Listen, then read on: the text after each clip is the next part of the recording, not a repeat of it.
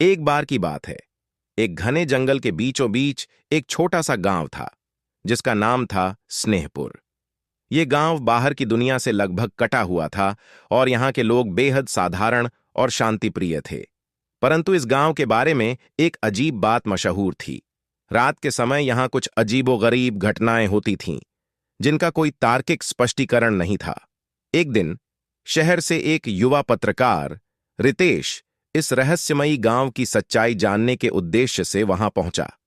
गांव के लोगों ने उसे सलाह दी कि वह रात में बाहर न निकले, लेकिन रितेश ने उनकी बातों को नजरअंदाज कर दिया।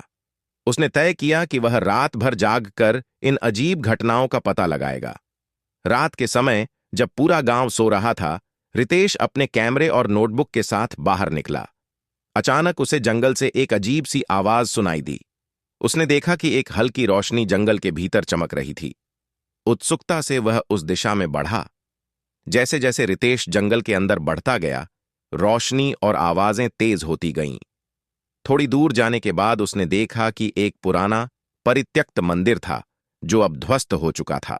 मंदिर के आसपास धुआं सा फैला हुआ था और उसमें से एक रहस्यमयी सुगंध आ रही थी। रितेश ने मंदिर के अंदर झांका तो उसकी आंखें फटी की फटी रह गईं। मंदिर के अंदर एक अजीब सा अनुष्ठान हो रहा था। कुछ लोग काले कपड़ों में, चेहरे पर नकाब लगाए, एक गोल घेरे में खड़े थे और कोई प्राचीन मंत्र जप रहे थे।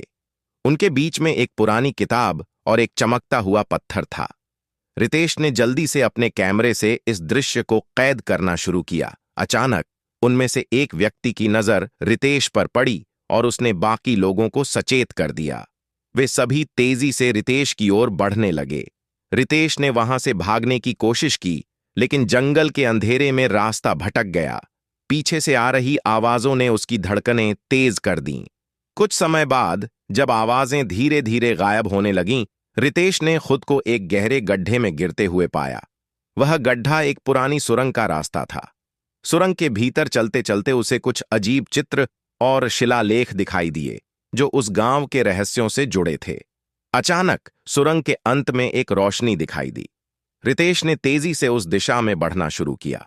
रोशनी के पास पहुंचते ही उसने देखा कि वह सुरंग गांव के एक पुराने परित्यक्त घर के नीचे खुलती थी। वह किसी तरह घर से बाहर निकला और गांव की ओर भागा।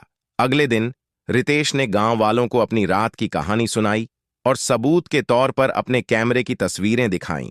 गांव के बुजुर्गों ने बताया कि यह एक प्राचीन रहस्य था जिसे पीढ़ियों से छुपाया गया था। रितेश की इस खोज ने उस रहस्य को उजागर कर दिया और गांव वालों ने मिलकर उस पुरानी किताब और पत्थर को नष्ट कर दिया। इस प्रकार स्नेहपुर गांव एक बार फिर से शांतिपूर्ण हो गया और रितेश की बहादुरी की कहानी पूरे क्षेत्र में मशहूर हो गई। ये कहानी आप टाइनी टाउन कार्टून चैनल पर देख रहे हैं।